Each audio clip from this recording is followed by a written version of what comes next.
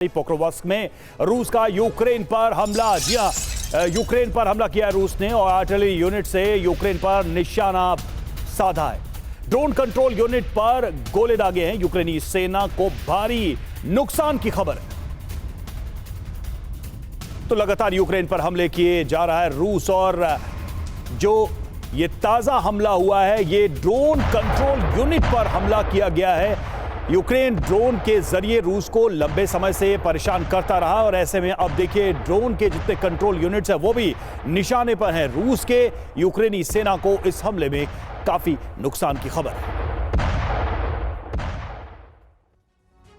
और देखिए एक अहम खबर है बैरेंट सागर में रूस की जंगी तैयारी को लेकर। बैरेंट सागर में युद्धपोत पनडुब्बी के साथ ड्रिल की जा रही है। ऑनेस्ट मिसाइल से डमी ठिकानों पर किया गया है अटैक। ये उसकी तस्वीरें आपको दिखा रहे हैं। ऑनेस्ट मिसाइलों का इस्तेमाल कैसे किया गया है इस युद्धाभ्यास में, ये आप देखिए।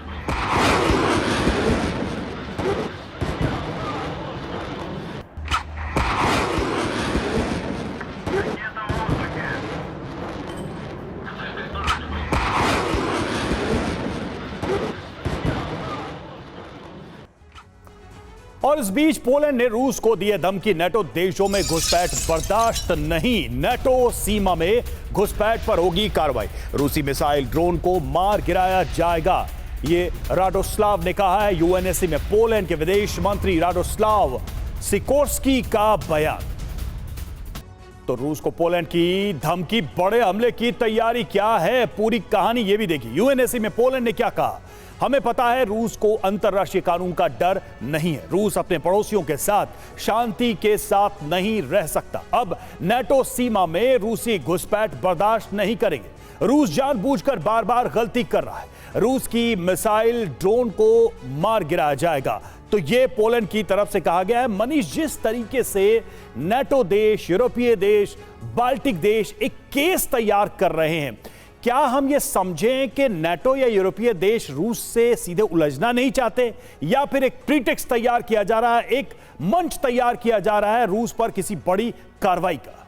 देखिए, पोलैंड के विदेश मंत्री जब संयुक्त राष्ट्र के मंच से ये बात कर रहे थे तो आप समझिए कि वो उस महायुद्ध का बिगुल बजा रहे हैं, जिसमें वो साफ तौर पर कह रहे हैं कि गलती से भी अगर कोई मिसाइल, ड्रोन या रूस का फाइटर जेट आ गया तो नेटो के फाइटर जेट उसे मार गिराएंगे।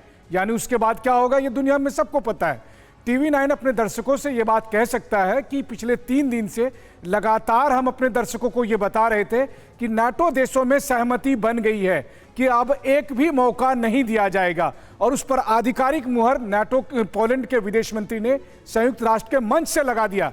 हम लगातार यह बात कह रहे हैं कि पोलैंड हो या एस्टोनिया हो या लातविया हो, किसी भी कंट्री में गलती से भी अगर आया रूस का कोई भी एरियल स्पेस में, तो फिर उसे मार गिराने का मतलब है कि रूस और नाटो के बीच सीधी जंग हो जाएगी। अब आप देखिए, एस्टोनिया में जहां तक फाइटर जेट जाने की बात थी तो रूस के राजदूत ने यूएन में कहा कि ये एस्टोनिया की कपोल कल्पना है, वहां पे तो हमारे फाइटर जेट गए नहीं। इसका मतलब ये है, चूंकि ये सारी जो देश हैं ये एक दूसरे के साथ बॉर्डर से लगते हैं, इसका मतलब ये है कि चाहे उसके एयर स्पेस में जाए या नहीं जाए, ये युद्ध होकर रहेगा। दोनों पक्ष ताल ठोक रहे हैं, बस युद्ध कब शुरू होगा केवल उसी का इंतजार है। बिल्कुल, हालात तो कुछ इसी तरफ इशारा कर रहे हैं मनीष, जिसका आप जिक्र कर रहे हैं।